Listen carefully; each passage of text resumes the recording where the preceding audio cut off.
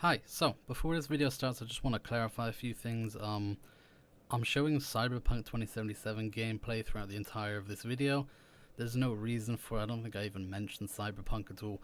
I'm just really excited for the game and didn't know what gameplay to show in the background while I talk, so I chose this. I just want to let you guys know that before we start. So a few days ago Microsoft bought Bethesda, and I thought this would be a good time to give my opinion on exclusivities because there's a lot of worry going around about Bethesda titles being exclusive to Xbox in the future. And to clarify that, the answer to will Bethesda titles be exclusive to Xbox is we don't know. It's going to be a case-by-case situation, so they may be for some games and they may not be for others. So I want to start by saying I'm not opposed to console exclusives at all. I think that they create competition, and competition is good overall. That's why we've got so many great games as of recently. I think if a company, if Xbox or PlayStation buy a studio and that studio makes a game, they have every right to say that that game is going to their console and not the other. And I'm perfectly fine with that. But what I'm not fine with is content exclusivity, and what I mean by that is, while I'll use Avengers as a recent example. So the Marvel's Avengers game came out, and it was announced that there would be a Spider-Man DLC, or content update, I guess, where you get to play as Spider-Man, you get a whole new campaign. This sounded great, but the problem with it is that it's going to be exclusive to PlayStation. Now, I'm not okay with that at all. That kind of content exclusivity is not something that I'm for. I think if you're going to sell a game to every single platform, you have to treat every single platform equally. You can't give one platform other content because they're special. That doesn't fly with me, right? If you want to release a game only on a certain console, only on a certain platform, then sure, go ahead. That's perfectly fine, fair game. But if you're going to release it on all consoles and everyone on every single platform is going to be paying for the game, they should get all the content equally. That seems only fair to me. Another good example of this is Call of Duty. Every single year, PS4 we get early access to alphas, betas, and in-game content. This also rubs me the wrong way, because again, it's releasing everywhere, so every single platform should be treated the exact same with content. Now, anytime this argument is brought up anywhere on Twitter or any kind of social media, a lot of people will say, well, Xbox had it first. Xbox got early access to the earlier Call of Duty DLCs, which is correct, yes. But it doesn't mean that it's still right. It doesn't mean that it should be happening now. It shouldn't ever be happening, and it should definitely stop.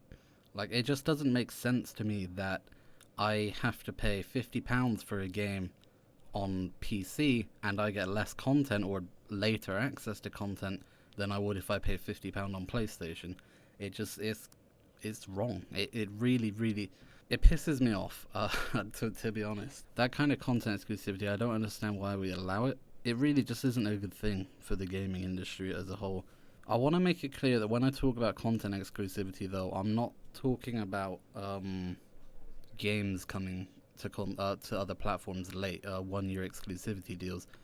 Those are, well, I don't mind them most of the time, but it is a sort of situational based decision. For example, let's look at Death Stranding. This game came out on PlayStation 4, then a year later it came to PC, and the PC port was really good, and overall I'm okay with that whole thing. If PlayStation want to have a game as their exclusive for a year and then release it to other platforms, that's perfectly fine. To me, it's the exact same as them having exclusives in general. Like I said, I'm perfectly fine with console exclusives.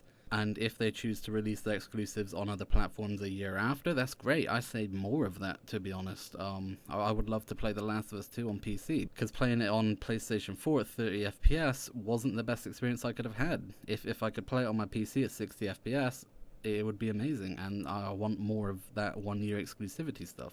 But I really do want to hammer down on that point of content exclusivity between consoles and platforms. That is really not a good thing for the gaming industry as a whole. People shouldn't be restricted on what they can and can't play because of what platform they play on, which I understand conflicts with my point of being okay with console exclusives. But at the same time, you've got to understand that competition is good for games as a whole. We get good games because of competition. We get Microsoft acquiring Bethesda because of good competition. We get a bunch of good stuff because of competition, and that's something that you got to understand. So there's a lot of PlayStation people complaining about maybe not being able to play the Elder Scrolls 6 on the next PlayStation console, which I completely get and is valid criticism. I would be very upset as well if I wasn't able to play on PC. But here's the thing. Every time I go to Twitter, every time a new PlayStation game is announced and it's not coming to Xbox or PC, people are boasting, saying about how Xbox have nothing, saying about how people are so angry because they don't get a chance to play this game. But as soon as Xbox gets a win, people lose their fucking minds. And what people have to understand is, if we're doing this entire console exclusivity thing, which we have been for years and will probably continue, you gotta understand that it works both ways. If PlayStation get access to The Last of Us and God of War and these other big games that a lot of people like me would want to play, then you gotta realize that Xbox are also gonna get access to some games that you may want to play, such as the Elder Scrolls 6, Fallout 5, and any other future Bethesda titles by the looks of it. Now again, obviously it's not confirmed that they are gonna be exclusive to Xbox and PC. It is gonna be, as they said, a case-by-case scenario, so we aren't sure is the answer. If you're okay with console exclusives like I am, you've got to understand that it does go both ways. I've got to be able to accept that I'm not going to be able to play The Last of Us 2 on PC because it's a PlayStation exclusive. That also means I accept that PlayStation aren't going to be able to play the Elder Scrolls 6 possibly because it could be an Xbox exclusive. Well, I guess Halo's a better example for that, to be honest. I should have used Halo.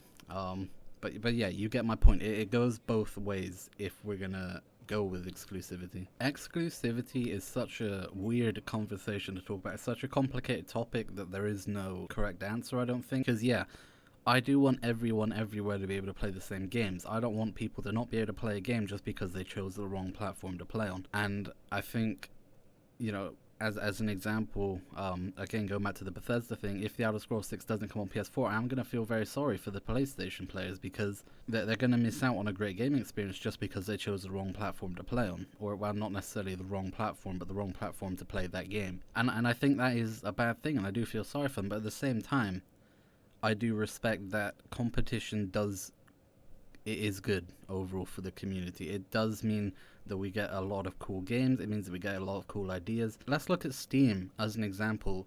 Until the Epic Games thing happened, Steam didn't really do any updating, or major updating anyway, for years. It was the same thing, and it wasn't until Epic Games started buying out exclusives that Steam started updating their storefront, adding new ways to entice people to buy games with the points shop and everything else. So that's proof that competition does work, and it means that companies like Valve aren't just going to sit around and not do anything because they don't have to, because they have no competition.